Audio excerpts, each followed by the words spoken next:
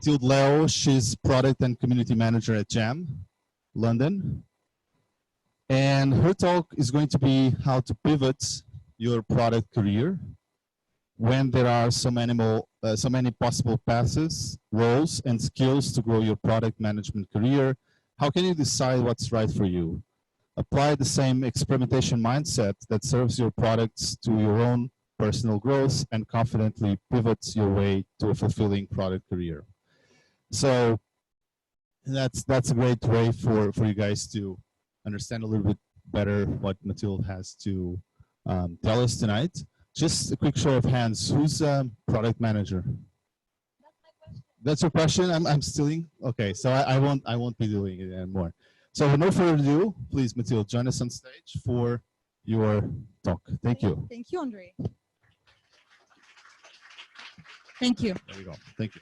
I was at the bathroom. I thought there was going to be a break. So, hi guys, I'm Mathilde, and I'm here to tell you about how to build a fulfilling product career, which is a topic close to my heart.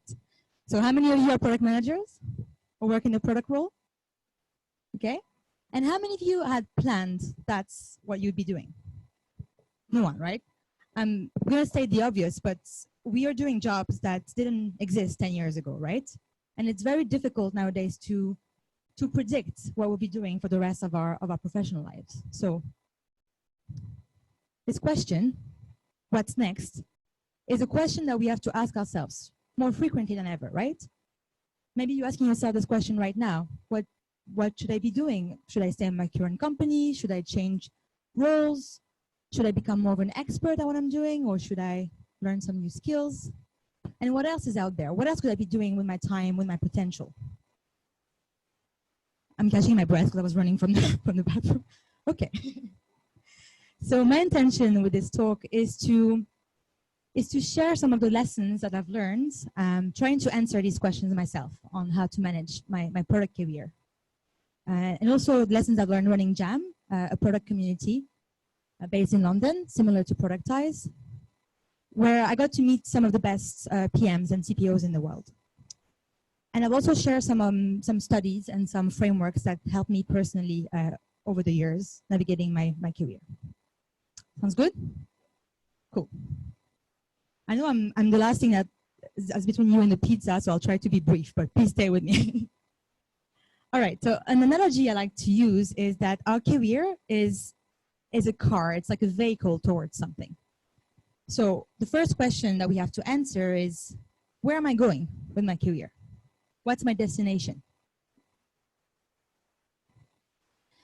The destination, I think, and I'd argue in the context of our careers, is our purpose.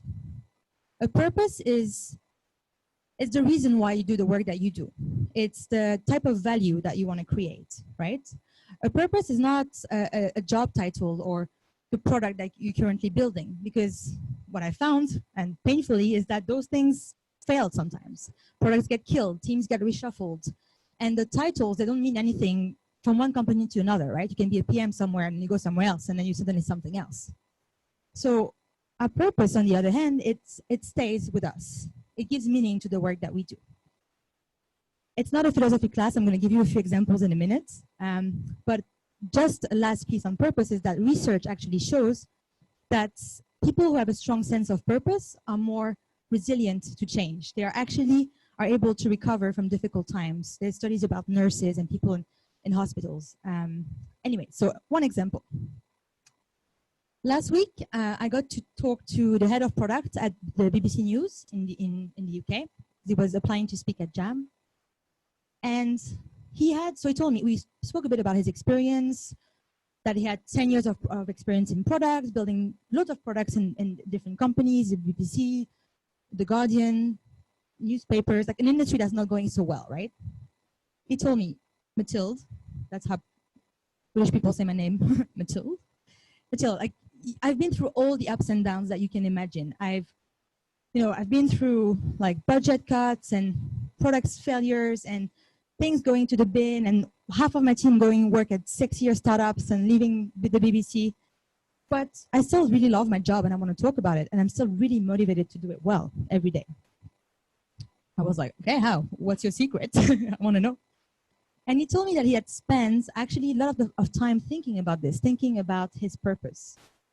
And to paraphrase, he told me that his purpose was to help century-old organizations like the BBC survive in difficult times. Well, I was like, sounds good. I want a purpose like this too. Those emojis look weird on this, but anyways. At this stage, you pass, huh? It's okay. So you might ask, what about, okay, purpose stuff is great. It sounds a bit hippie, but fine. What about money? Like, surely this is a good criteria, right? Like, if you don't know what to do next in your product career, you're gonna go for, you know, a higher paid job and work on a decent product and you'll be fine. Well, yes, money is great, but I'll call my good friends, behavioral economists Daniel Kahneman and Kandis O'Brien. They're not actually my friends, you know. They have actually done some research on this as well, on the fact that more money, after a certain point, they studied like 500,000 people, responses to surveys in the US, and they actually won Nobel Prizes, so I think we can believe them. They found that after a certain threshold, more money doesn't make us happier, actually. It doesn't improve our well-being, which they measure as how you feel on a day-to-day basis. So if we are to, I guess, not just have cash in the bank, which is great, let's face it, but also want to be happier, we have to think about our purpose. Now, how do you find your purpose in your career? You might think it's a decade-long journey, right? It's something that you do and you find after like the head of product at the BBC 10 years into your career. But actually I found there is a tool, there's an exercise that we can all use to do this easily. And if we're intentional about finding this purpose, we can actually find it, and that can give us a direction for what to do next. So this tool is a personal vision. We're all familiar with vision statements. They're like those I mean, how many of you have worked on a vision statement for their product or mission? Or, okay, well, we're all familiar that it's kind of like this statement, right, in the present tense that articulate the impact that we want to create. Sometimes it's painful, like you have to, in 6 words, describe what you're trying to do and the reason why your company or your product exists. And I'll tell you a bit about how you can create a personal vision for yourself. But I pasted a few, like 3 vision statements of companies that we all know, just to remind ourselves, to accelerate the world's transition to sustainable energy. That's Tesla's vision, for example. To bring inspiration and innovation to every athlete in the world. And apparently they say, if you have a body, you're an athlete, Nike. Anyway, those are vision statements. A vision statement for yourself, it's an exercise that you can do to articulate your purpose in the same way that those companies have a vision. That's an exercise I've done myself last year, and I'll tell you a bit about it. So imagine it's a year from now. You don't have to imagine like it's the end of your life or your career and like you're on your deathbed or whatever, like what's my purpose, what have I done? You can actually do this simple exercise. You imagine that it's a year from now, it's January 2021, and you are thinking of, where am I? Who am I working with? What type of work am I doing? And you can describe this in the present tense. And that gives you, it's a nice way to visualize your purpose and what you're trying to achieve just a year from now. That's, by the way, like an exercise from the Pivot Method, a book by an ex-HR manager, or I don't know what they call them, career coaches at Google. Anyway, super helpful. So a vision statement can help you kind of like give you a sense of direction. So some examples of questions that you might want to ask yourself to clarify your vision. You can look at your strengths, your values. Are you more into talking to customers? Are you more a data person? Do you see yourself like thinking about the big picture or working with others? So those are questions that you can ask yourself, but it's going to make sense in a second. Example of vision statements for 2 made-up characters, 2 product managers there. We have one that's more of a leader type. He or she, they like, you know, like working with others, motivating, one-on-one, giving feedback. And the other one is more of a maker, the type of PM that you might be or might identify with, just doesn't really like, not people, but doesn't like working with people and just prefers crunching data, prototyping things, maybe just like analyzing, whatever. So the leader and the maker. So the vision statement for those two types of PMs could read something like that. If you're more of a leader type, you could say, okay, a year from now, I see myself, it's January 2021. Weird, 2021. I am leading a thriving team. I help build an inclusive work environment in a company that values work-life balance, maybe a remote team. I feel valued and impactful. That could be your vision a year from now. Again, it's an exercise, right? If you are more of a maker, and those are just made up, right? I mean, obviously yours will be as detailed as you want and as personal as you want. I'm building my first AI product. I have mentors who help me build my skills. I don't know, I feel focused and I have time to grow a side project. That could be the vision of a maker, of a PM trying to go towards that direction. Well, I'm going to skip that quote, but it's a book that's quite interesting that tells you that you are, instead of trying to, because this vision is an exercise for you to find your purpose and what actually matters to you, right? And if you start thinking, what will look good on my LinkedIn profile, or like what are the things that people, if you try to do this for other considerations than what your actual motivations and what really energizes you, it defeats the purpose. So there's a tool that something you can do here, which is focusing on your strength and what actually energizes you, today. All right. Now I'm going to briefly tell you, so once you have your vision, that gives you a sense of direction, that gives you this ideal state. It's like a pin in the map, like, okay, I see myself there, that'd be great if I get there. How will you get there? Like, what are the different ways that you could get there? And I'll tell you briefly about this now. And then pizza and beer. I'm thirsty also. So how will you get there? Now that you have your vision, the thing is to consider possible path. I've made this mistake myself, which is to think your next step on your career, it's your next role, it's the next thing I'm going to work at, whatever, Uber Eats, Deliveroo. I mean, that was like 5 years ago. And I'm going to just, be in this sexy startup and doing all those cool things. Cool, that could work for you. But here, if you're really trying to do something fulfilling where you're going to, like, I don't want to name him because the head of product at the BBC, you want to find something that's closely aligned to your vision. So here, I encourage you to map the possible path. What experiments could you run? Not just the job title of the next role, like what experiments could you run in the next, I don't know, 3 months, 6 months in your current role to get you closer to that vision that you've outlined for yourself.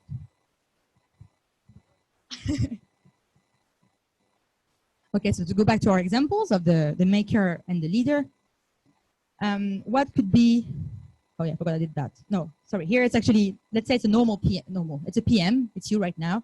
And on the right side, it's like the vision of being a leader of a remote team, for example, a CPO, let's say this is the vision on the right side. So an obvious next step would be, all right, I'm gonna apply, if I'm this PM on the left and I wanna become CPO, head of product, like I'm gonna apply to heads of product roles and I'm gonna grow my career this way. That can work, that's great. But you could also consider other things that you could be doing right now, right? Mentoring others, like growing your skills internally at your company, maybe launching a side project, like a blog on remote work or a meetup, right? I mean, I know countless people who've actually found their dream job or their dream career through something that they started and they thought it was silly at first, a side project. So really encourage you to think widely about your possibilities and your options, not just the next role. Okay, and the last thing I want to tell you, the last idea I have for you today, it's once you've identified this path and those possible paths, your map, what are the roadblocks? Like what are the obstacles that might come in your way? And here it's kind of, I reflected a bit about that when I thought about this talk, and I was like, sometimes and often the roadblocks are self-imposed. They're not, we all have tons of ideas and skills and talents, right? And it's, sometimes what comes in our way, it's our biases. It's what we think we cannot do or shouldn't do with our time, with our career or potential. So be mindful of those biases. One of them, again, those two, there's many biases, but those are the two ones that I experienced most vividly, I guess, the past few years. Path dependency is one. It's when you put too much weight on options that you already invested time or effort into. So let's say you've I don't know, you've discovered you're great at marketing, you love that, but you've just spent 5 years as a PM building your brand around this. So you're just going to ignore a possibly better option just because you've invested so much time in something already. So that could be actually limiting you, right? Another one is thinking narrowly. So to actually only remember the recent events that happened to you and failing to consider all possible possibilities for your career. So example, you failed, your last product failed, the project failed. And then you're gonna think, because it's the last event that happened, that's gonna make you think you're not cut out for your next project or a CPO role. Or maybe you just consider the current industry that you're in because that's what you're used to. So what? Those biases, we all have them. But I think it goes a long way if we are mindful, aware that we have them, and that we try and consider them when we make career life decisions, because we don't want to miss out on possible good alternatives, higher impact alternatives that might drive us closer to our vision. And that's the last thing, almost. If you're interested in this topic of biases and like how our decisions get affected by those biases, that's the best resource online, Farnham Street. It's a blog about cognitive biases and how they affect the decision making and what we can do about it, basically. Okay, just let's recap. So how to pivot or find your way to a more fulfilling product career. Well, this talk was hopefully an invitation to set a vision for yourself, then to kind of expand your horizons, to think about all possible options, and to really not limit yourself to a role or a title, and then to be mindful of obstacles that are often self-imposed, the things that might stand in your way and prevent you from experimenting. Okay, so call to action, because I've been told it's good to end a talk with a call to action. It's to keep experimenting with your career, the same way that you experiment with your products, using the principles that Nuno told us about earlier, and to really keep an open mind, because you will learn. Even if a job is bad, you will still learn from it. You'll still learn about yourself, what you like, and then you can then adapt, right? So keep experimenting with your career, and the same way that we I don't know, so most of us couldn't predict that we would become PMs or work in product, so we can predict what we'll be doing the rest of our professional lives. So let's just remember to have fun. And that was my last slide, which was my way of showing this beautiful illustration that my friend built before a few days ago. So thank you. I hope you found some of it helpful. Thanks for inviting me. And shameless plug, if you want to talk about product careers, you're invited to the Jam Product Leaders Weekend, which is a retreat for CPOs, senior PMs, to talk about all of those interesting topics and hard topics. Thank you. Thanks, Mathilde. Adding to the poll that we have on Slido, UX designers are winning, or no, sorry, they tied with PMs. Is this true? How many UX designers in the room? Okay, heavy on UX designers over there. How many PMs? No, the PMs kept themselves on the beer. That's why they get. Okay, developers in the middle. Okay, and everyone else like business people. All right. What do you do, Rafael? Trainer coach. Okay, very well. So very active audience tonight. And so let me open maybe with the first question before we actually open the mic to everyone else, while people are still opening Slido and doing their questions. So no, you spoke a lot about research and experimentation. Can you give us some specific examples of Pipedrive using research, and what kind of features were actually built through this process? Well, pretty much all the recent ones, but I can give the example of the one that I'm working more at the moment, which is workflow automation. So it's an automation framework that you can use to, reduce the admin work of the sales process, basically. So I was not here from the beginning of the process of that feature, but we've added parts of this feature as well during this using this process. So research, a design sprint, and then iterating on that mission, all of that. So, and we've seen that right now, at least the results were pretty good in terms of adoption. So what we predicted was actually based on the research that we had, that would be the target, was actually met. So yeah, it's a good example of the benefit of doing it. How did you select the users for the tests? Yeah, so in this case, we first looked into the data of our users. So who is using automation? So we understood that mainly it were admin, which is not maybe a surprise, right? It's an automation, it's something more complex. And also we understood that regardless of the seat size, of basically of the size of the company that's using Pipedrive, it's just one or two people setting up automations. So, and that, okay, that's interesting. So we understood, okay, most of the people are maybe... So for people understand, everyone familiar with Pipedrive? Anyone that doesn't know what Pipedrive is? It's not a shame, I mean, it's okay. So can you give in, your pitch of Pipedrive? So what's your name? Marie understands. Yeah, well, Pipedrive, it's a place where you can so you can have your work basically help you memorize things you need to do, to help you be more effective at your work. Like in a sales process, you need to work with different deals, different leads, a lot of things happening at the same time. So you need something to help you with memory. So that's one thing that software does really well, help you in the memory part, and reduce the manual work. So it also reduces the volume of things that you need to do, like reaching out to customers, understanding in which stage is the process, sending a proposal. So all this process, Pipedrive helps you with that communication as well. Right. Okay. Yeah.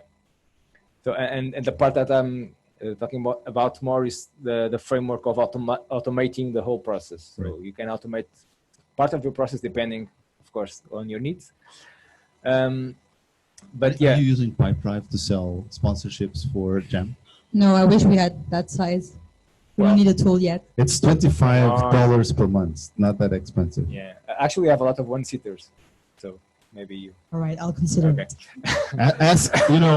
Ask for a sponsorship. Exactly. Yeah. So commission. Yeah, let's talk. A commission. Yeah, we are doing the same conference, but shouldn't we? Yeah, we are competitors. Let's forget that for tonight. Okay, so there's a very interesting. As you see, there's lots of UX people in the room and designers. So, what is your relation with designers? And tell us a little bit about the importance of designers to PMs. The old PM designer thing. Yeah. Well, you have to live with. No, I'm just kidding. It's very, very good. It's very close. So there's no really separation between teams in Pipedrive as a team concept. So we call it a tribe, which is like a fancy name for team, I know. But it's a tribe that we have everybody working on. How many UX people you have in Pipedrive here? So we have right now 2 designers, but we are hiring. Good question. You are? 2 designers at the moment. So anyone looking for UX jobs? Exactly. There was someone that wants to do research, but that's not necessarily UX, right? Exactly. Okay. So yeah, but basically it's very close. We work together on a daily basis. So we work in cross-functional teams. So there's no like design, then goes to product and product asks things. So yeah, we work together. So it's quite close. So we have another question. I think now it's for Mathilde. How was your own career hacking journey? Love that question. So I started as a PM. Again, didn't really thought I would be doing this. But your first job was working as a product. So first job was actually, so I had a small startup that was terrible and that failed, and then I joined a. You were a founder? Yeah, well, a founder. Yeah. It was more like an MVP that kind of led nowhere, but that got me into this incubator where I and worked for this other startup that was. Tell us a little bit about this story. No, that was just ages ago. It's just the interesting stuff is afterwards. That was an online education platform for students, something I did when I was studying in the US. Yeah, we don't really care about that. Okay. So I started doing product management without knowing it was product management. Kind of like working on, on different features, working with the engineers. And as the startup started to grow, I then became their first PM. And then worked for Deliveroo. But I think what's relevant to this talk is that I talked a bit about path dependency and how sometimes we tend to. I think you have to move maybe a little bit just closer to me, just because there's some feedback there. So yeah, we tend to kind of like stay in the path because we just invest in time and efforts into it. And that's what kind of happened to me. Like I had built this career for 4 or 5 years in products. And at the same time, my side project, Jam, so the product conference and a series of events for product makers started to blow up and really become this thing that I really enjoyed doing and that was profitable. But I kind of didn't really consider it as a viable job or viable career until really recently, until end of last year, really, because I was really tied to this idea, this identity of me as a PM, but I'm a PM. I built my brands as a PM. I work for companies. I help build products. Whilst there was this thing that I really enjoyed doing, that kind of like started growing, and I was discounting that. So I guess career hacking here is that, sure, I had, so basically it's going back to my advice of like considering things as new opportunities as they arise, and being flexible with your career path. Because down the line, if I want to, do product management again, which I do from time to time as a freelancer, it's still possible. I don't know if that's relevant or not, but that's my, I don't know who asked that question, if that was the goal of the question, but I think it's just staying open to change, I guess. All right, staying open to change. So actually, let's just open the mic to the floor. Anyone wants to do any question? To either Nuno, Mathilde, yeah, because I don't see so much activity here on Slido, but I can move again to the next one, which is for, well, it doesn't say to whom it is, but it says from whom it is. It's from Pedro Alves. Are you still in the room? You are. So you might want to do the question yourself. On the spot. So Nuno, and my question. Wow. And my question is, how does product research links to user research? I'm user researcher myself, so I was quite. Is it only a buzzword, because I've been hearing that naming for quite a while, and I was wondering how user researchers mix. How do they bring value to product research? Okay. So are you asking how user research work with the product team? No, how user research works with product research. We talked a lot about product research, that buzzword. Okay, and I thought, well, this is a rephrasing, or is it really a thing? So I was wondering. So we have both. So we have user research. That we have a team that does the user research. So basically covers. So it's an independent team that works with us as well. So they do everything about knowing the user. So knowing the mental models, everything about the user. So not tied with the product at all. So, okay. So, and then based on that, we of course understand gaps and opportunities, and we can research based on product as well. So, but that's the first, stage. It's kind of like a two-tier approach. Yeah.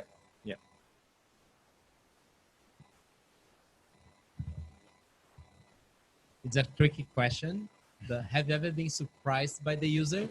Like when you're doing the user research, you go like, really, that they do that? Or like, oh, you have no idea about something? Almost every time. Yeah. So because that's the thing with research, right? We go with our pre-concept, our ideas, our experience, our lens, right? So we tend to assume, oh yeah, they should do this way, right? That's why how I would do it. But actually, most of the time it's not. So that's one of the reasons. that it's so important to do it.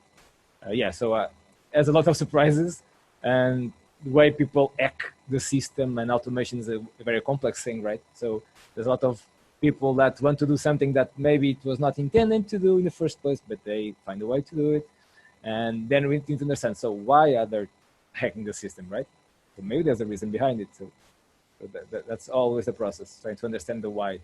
Do you struggle, or do you ever struggle actually convincing the other people that people do that?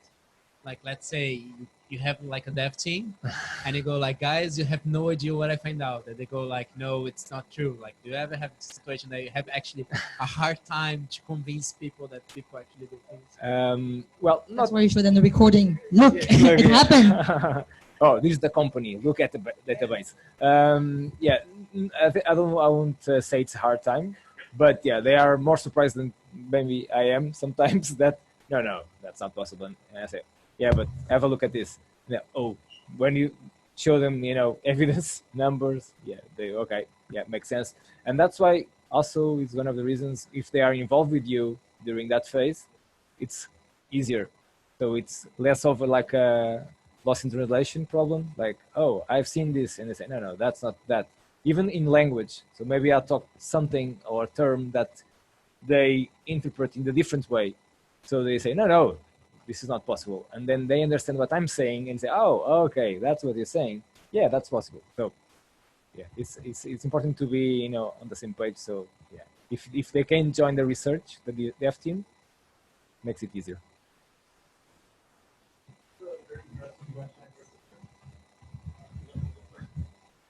So the question is, what's the basic product knowledge an entrepreneur needs to build a successful company when you still don't have budget to hire PMs or UX designers?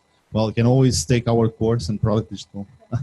But Mathilde, this might actually be good for you. You were a failed entrepreneur, but you're now a successful. But you're now a successful entrepreneur. So you have. Now you go home and cry.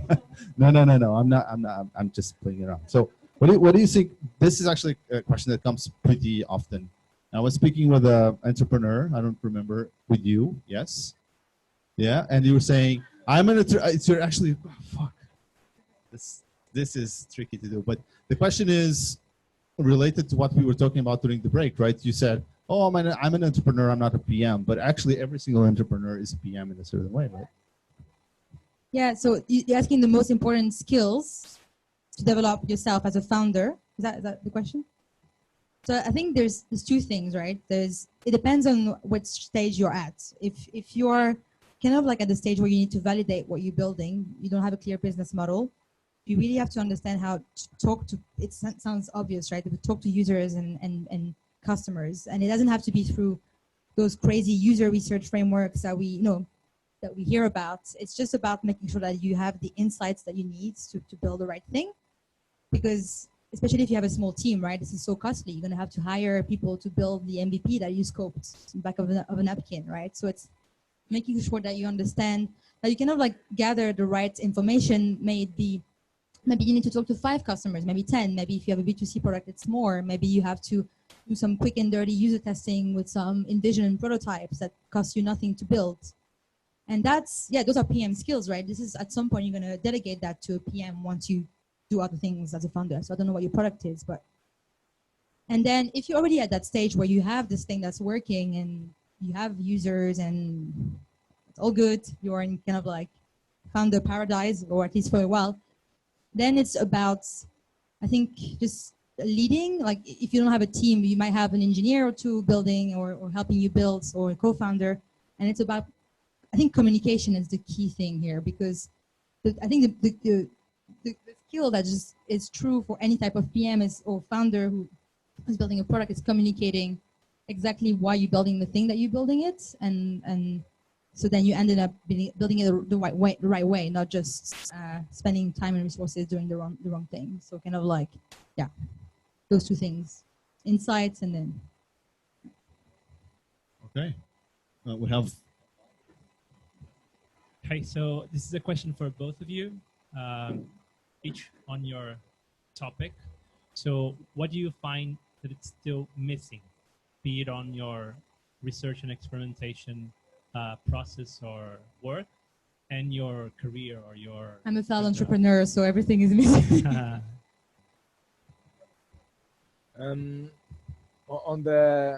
On this, so in Pipedrive, I would say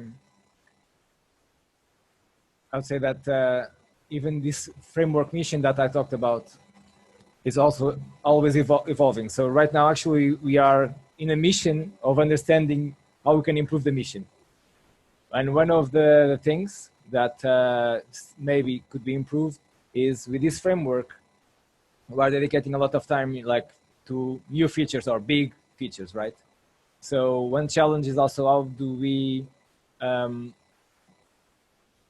can it coexist with feature improvements, like small improvements, maybe small things, but since you are really focusing like big things, you don't have focus to that. So you need to balance also. So that could be tricky because you can end up not iterating on things that you already built, but building new things. So that could be also a problem. So that could be something that we can improve, and we are discussing how to do that. I was trying to listen, but also to think about it. You're asking what's missing from what? From my career? Loads of things.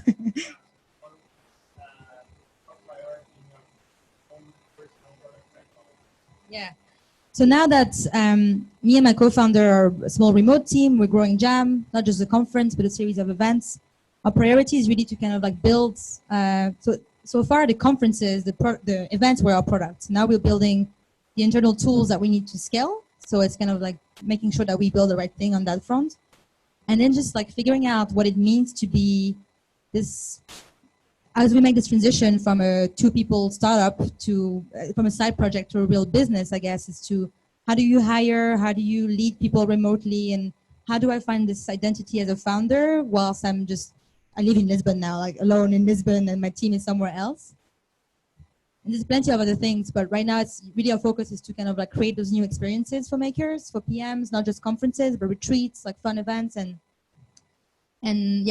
organize them remotely. It's kind of what I'm, still figuring out how to do well, and motivating a team. And right now we're reorganizing our Slack channels and doing all those stand-ups and those things that, when you're in the same room, it's easy, right? But how do you motivate people, and how do you when you are like, you have a few freelancers who work on your company, and then you have one full-time person, and your co-founder is somewhere else, and you still have to communicate what needs to be done and built. So that's what my top priority right now. You can always convince Seb to move to Lisbon as well, right? No, he doesn't. He built a house in Luxembourg. He's not moving anytime soon. Try though. Expensive rent. Okay. Actually, we have another question, which is actually quite fun. How do you get people to fill up the surveys? Because someone here says they had a pool of 1,500 emails of people who have bought our product, but only 5 replied to our survey. You want to reveal yourself? No. Okay. That's how shameful it is. They don't even want to say who they are. Maybe that's for me, right? Yeah. Okay. There's you can also, of course, in this case, maybe cannot increase the number of users, but that's all the users they have. So in our case, but in our case, we sometimes increase, of course, to get more users. So that's the cheat mode. Some things that we've done. So we've done both, sending by email, and we've tested also to have an in-app, prompt with a quick question. So people just need to click, just like one click, and that's it. Just 1-2 questions, and we realize, of course, the ratio of the conversion of people that actually respond, it's much higher in those cases. So that could be an option, being more in context, without the email. It also depends on how much time people spend on the software, right? So, but yeah, that could be an approach that we've used. On the software and the product and lots of things. Yep. Okay, if you want to reveal yourself, you can always at the end of the Q&A go and talk to Nuno. Okay, so we have another question here, which is, I confuse if Nuno is a product designer or a product manager. Can you explain yourself better? I'm definitely not a product designer. Okay. Okay. Yeah, you haven't seen me drawing, so I understand the question. But yeah, I'm a product manager. But of course, as we work together very closely, we as a product manager, I also participate in, you know, design sprints, in research. Our researcher also participates in design sprint and in definition of maybe the prototype. So it's pretty much, you know, shared. So there's not like a role for product manager stops here and ends there, starts here and ends there. So yeah, but I'm a product manager. Mathilde, you like the word maker better, right? Why is that? Well, I don't like it better. It's just that so many different types of people came to our events, designers, founders, and we were just like, what do we call these people? And they're not. And we came up with makers because it just, it just speaks to this idea of like building whatever you do in the process, wherever you are in the team, you're striving to create something and to turn an idea into a reality. But I think, no, I mean, I have no worries with the title issue with the product manager title. There's some companies like Founders Factory in London calling their PMs like product hackers and stuff. But I mean, you call yourself whatever you want as long as, you know, you're happy with the work that you do. Okay. Actually, I have a question to you, which is, you've been doing Jam so this is going to be your 6th edition this year. And how do you think that the space has changed for the last 5-6 years? Do you see any difference from 2015 when you did the first edition? Do you see it's bigger? Do you see if it's, you know, more active? How do you see the evolution? So I think in terms of like the topics, we've kept the same line of like, we don't really invite thought leaders or people who publish books. It's just people who do the work behind the scenes, who are ready to share their stories, their failures. So here I wouldn't, because we curate on specific themes, I wouldn't be able to tell you, you know, okay, maybe people want to talk more about design sprints now, great, but I don't think that's just that interesting. But I think the question around, what has changed is, and maybe it's because of the different strategy and direction that we've taken, I see people liking more and more those smaller experiences, like the retreats where you can, I mean, we create conferences, right? It's great. But what really, sometimes the value is what happens when you talk over dinner with a CPO at Intercom that ends up giving you a job, or maybe you solve a challenge this way. And that was our hunch from the beginning with my co-founder. We were like, we want to create like summer camp for adults in product, for makers. And we did the first one in Wales, the one we're doing it again. And I think this is what I've seen change is kind of the moment that we announced that event, but then it never happened because we didn't have the time to organize it. You know, 3 years ago, we were like, we're going to do this retreat. People were like, oh my God, yes, that's what I've been waiting for the whole time. Then we didn't do it. And when we finally did it last year, I knew I had this intuition and I knew it was something at least that I found exciting and I think a lot of people find exciting as well. I hope it doesn't sound salesy. That was not my intention. Not at all. Other things that changed, well, I don't know. I feel like it's just such a vibrant industry. Like, people are so excited to come together and learn from each other. And I think it's just great because it's not that many industries where you have that type of like sharing. And I don't know, I've only done this. So I guess like, what am I saying? Loon, what is still missing in your opinion? Are you still recruiting PMs here for Pipedrive Lisbon or? Not at the moment. No. Not at the moment. When you say what's still missing? For the PM community here in Lisbon, Mathilde just moved to Lisbon recently, so last she's April. new in town. Love it. Yeah. No, not that new. 6 months. It's already in Lisbon. So, what, in your opinion, what's still missing? Is it people? Is it big enough community? What enough companies with product managers? Yeah, I would say more events like this. Maybe from what I've seen, like meetups typically are more oriented to development. Yeah. So not that much to product. So I would say that could be something that could improve. What's your most inspiring Portuguese tech company right now? Don't have one that I want to say. Don't sell your country really well. Not Pipedrive, other than Pipedrive, which is now almost half Portuguese because you have so many people here. Yeah. Okay, so guys, we're going to wrap this up. So starting with Mathilde, do you want to give us any last insight, inspiration, message, takeaway, whatever? Big responsibility. No, just I'm really happy to be here in Lisbon. I love this city and I really want to connect more with product people here. So I've been a hermit like my remote cave for the past year. So people want to find you. How can they Twitter find is best. So it's Mathilde_Leo. And yeah, I mean, just happy to connect and also share any more, not inspiration, but I guess if you have any questions on product, communities, side projects, and so on. I'm really excited about this particular topic on career growth, and I'm only starting to scratch the surface. Are you starting to coach people on this topic? Coaching is a big word. It's more like I've started to formalize a bit that I always loved helping my friends, getting promotions, getting remote jobs, and yeah, just like every month I have those free sessions that I offer to people in my network, but that's just something that I do for fun. But okay. So yeah. if you want to have a free session with Mathilde, we're here. The Mathilde keyword Fel, is entrepreneur, come talk just to me. ping you on Twitter. Okay. Nun, how can we find you, and should we find you? Well, maybe not. Well, I'd say LinkedIn. Yeah. The best option. You guys have my email as well in Pipedrive. But yeah, pretty much. I hope you enjoyed it. It was useful for you guys, and hope to also see you in the next meetup. Are you responsive on LinkedIn if people actually? Yeah. Okay. Yes. Unless okay, guys. I don't. So ping Nuno, ping Mathilde, and just a few extra slides that we have on the presentation to tell.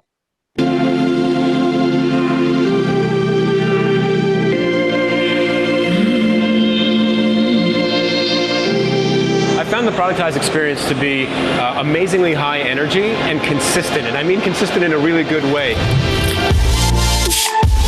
The energy in my workshop was tremendous. People came to learn, they came to discuss, they came to talk. We had really good conversations. Sharing all the stuff that everybody kind of has to figure out all the time themselves.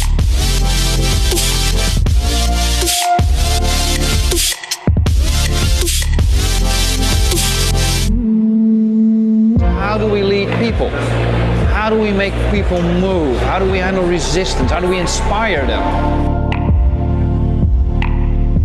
You will find yourself in workshops with some amazing people who are skilled, eager to learn, share their experiences, and together we sort of create knowledge.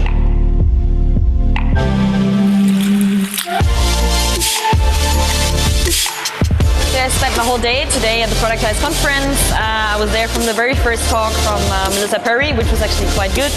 So I was following most talks today. Was also especially inspired of Marty Kagan's talk about empowered teams, because I think that's for us is currently a big topic. So yeah, it was great learnings. So in general, I think the talks were like from very high quality, so it was really, really interesting. So I was really impressed with the lineup of the speakers that came, both internationally and nationally. The kind of stories they brought, they're real life examples. I've had a great time, it's been amazing. Everyone's been super helpful, and also for networking and getting to know other people and sharing your common pains and frustrations. All the talks today were on point. There were some shared themes across the entire day. I really feel like if you came here as a participant, you really heard consistent themes, but different angles on each one, and I think that's a huge win for the conference. Of course, also the exchange with other product managers was quite interesting to see where we do have similar challenges. The product management community is still highly underserved, and the more that we can get the community together, the more we can learn from each other, the more we can see what tools are working, what techniques are working, and how we end up building better companies, better products, and better services that meet customer needs and make us and our customers successful. I think we're about to shape the future of product management here together. That's great.